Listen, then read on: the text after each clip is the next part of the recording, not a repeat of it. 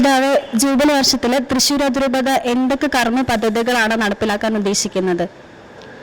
Jubilee വർഷത്തിൽ ഒന്ന്, ജൂബിലിയുടെ ആരംഭം ഇന്ന് നടത്തിയതുപോലെ ദണ്ഡവിമോചനത്തിനായി 3 പള്ളികളിലെ പരിശുദ്ധ കവാടങ്ങളോടെ തുറക്കുന്നു. ജൂബിലി പ്രാർത്ഥന എല്ലാ പള്ളികളിലും 1-ാം തീയതിയാണ് ഈ ജൂബിലി ആഘോഷിക്കുന്നത്. അതിന് പ്രധാനമായിട്ട് ജൂബിലി ലോഗ പ്രദർശിപ്പിക്കണം, ജൂബിലി തിരിതെളിയിക്കണം, ജൂബിലി പ്രാർത്ഥന ചൊല്ലണം.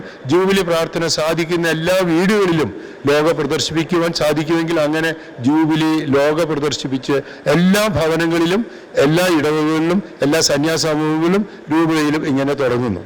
പിന്നെ ഓരോ മാസത്തേക്കും ഓരോ പദ്ധതികളാണ് ആവിഷ്കരിച്ചിരിക്കുന്നത്. തൃശ്ശൂർ അതിരൂപതയുടെ പാക്റ്റിൻ്റെ എന്ന് പറയുന്ന ഒരു ഓർഗനൈസേഷൻ്റെ നേതൃത്വത്തിലാണ് ഈ വാർഷിക പദ്ധതി തയ്യാറാക്കിയിരിക്കുന്നത്. അതിന് ആദ്യം തന്നെ സാർവത്രിക സഭ ഒരു കലണ്ടർ വന്നിട്ടുണ്ട്. ആ കലണ്ടറിനോട് യോജിച്ച് തൃശ്ശൂർ രൂപതയ്ക്ക് പശ്ചാത്തലത്തിൽ ഇങ്ങനെ ഓരോ മാസത്തേക്കും പ്രത്യേകമായി തീരുവകളും അതിനനുസരിച്ച് പിന്നെ ഇടവകൾക്കും അവർക്ക് അനുസൃതമായി ചെയ്യണം. അതിൽ പ്രബോധനപരമായ കാര്യങ്ങളുണ്ട്, കൂട്ടായ്മപരമായ കാര്യങ്ങളുണ്ട്, ഒപ്പം തന്നെ കാരുണ്യത്തിൻ്റെ ആവിഷ്കരണം, അതുകൊണ്ട് പാവപ്പെട്ടവരെ സഹായിക്കാനുള്ള പദ്ധതികളുണ്ട്. അങ്ങനെ വിവിധ പദ്ധതികളോട് ആവിഷ്കരിച്ചിരിക്കുന്നു. സാർവത്രിക സഭയിൽ 2026 ജനുവരി 6-നാണ് തീരുന്നതെങ്കിലും ഈ 2025 അവസാനം തന്നെ, പ്രത്യേകിച്ച് 28-ാം തീയതിയോടുകൂടി തന്നെ സാധിക്കുന്ന എല്ലാ രൂപതകളിലും അവസാനിപ്പിക്കണം. അങ്ങനെ ഒരു പരിപാടിയാണ് ആവിഷ്കരിച്ചിരിക്കുന്നത്. ജൂബിലി വർഷത്തെ മറ്റ് വർഷങ്ങളിൽ നിന്ന് വ്യത്യസ്തമാക്കുന്ന എന്തൊക്കെ കാര്യങ്ങളാണ്? 2025 ജൂബിലി വർഷമായി ഫ്രാൻസിസ് മാർപ്പാപ്പ പ്രഖ്യാപിച്ചിരിക്കുകയാണ്.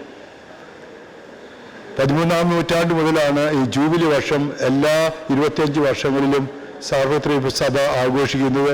പ്രത്യേകിച്ച് മാർപ്പാപ്പ പറഞ്ഞതിൻ്റെ പിന്നിലുള്ള ദർശനം തന്നെ യേശുവിൻ്റെ ജന്മത്തിൻ്റെ ഓരോ 25 വർഷം കഴിയുമ്പോൾ അത് ജൂബിലി വർഷമായി പ്രഖ്യാപിക്കുന്നു. ബൈബിളിൽ 50-ാം വർഷമാണെങ്കിലും സഭയിൽ അത് 25 വർഷമായി കഴിയുമ്പോൾ ജൂബിലി വർഷം ഘോഷിക്കുന്നു.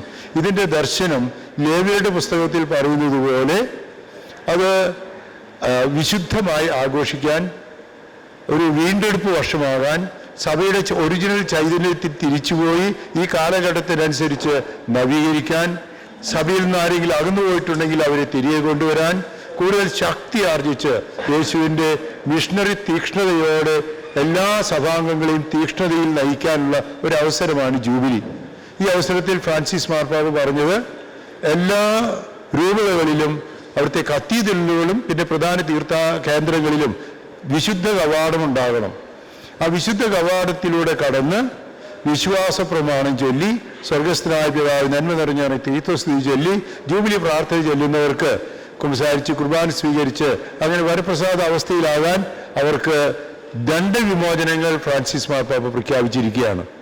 ഇന്ന് തൃശ്ശൂരിലെ ലൂർദ് കത്തീഡ്രൽ ദേവാലയത്തിൽ ഇങ്ങനെ വിശുദ്ധ കവാടം തുറന്നു. മാർപ്പാപ്പയുടെ ആഹ്വാനത്തിൻ്റെ വെളിച്ചത്തിൽ ഇന്ന് തന്നെ വൈകിട്ട് 7:30 ബസലിക്ക ദേവാലയത്തിൽ വിശുദ്ധ കവാടം തുറക്കും.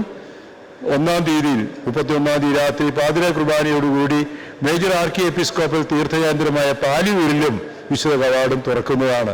ഈ അവസരത്തിൽ ഫ്രാൻസിസ് മാർപ്പാപ്പ ആഹ്വാനം ചെയ്തത് ദണ്ഡവിമോചനം, അനുതാപത്തോടെ വിശുദ്ധീകരണം നടത്തി സഭയിൽ ഒരു വളർച്ച, വികസനം, വിശ്വാസത്തിൽ വളർച്ച, അതുപോലെ തന്നെ കാരുണ്യ പ്രവർത്തികളിൽ വളർച്ച, അങ്ങനെ കുറെ കൂടി വളരുന്നുള്ളൊരു അവസരമാണിത്. നിങ്ങൾക്ക് എല്ലാവർക്കും ജൂബിലിയുടെ അനുഗ്രഹങ്ങൾ. ഇന്ന് തിരുനാൾ കൂടി ആയതുകൊണ്ട് പരിശുദ്ധ അമ്മയുടെ ഔസപിതാവിൻ്റെ മധ്യസ്ഥയിൽ ഉണ്ണീശോയുടെ ധാരാളമായി കൃപ ഷെക്കൈനയുടെ പ്രേക്ഷകരായി നിങ്ങൾക്ക് എല്ലാവർക്കും ഈ ജൂബിലി വർഷത്തിൽ ലഭിക്കട്ടെ. എല്ലാവർക്കും ജൂബിലി ആശംസകളോടെ നവവത്സര ആശംസകൾ.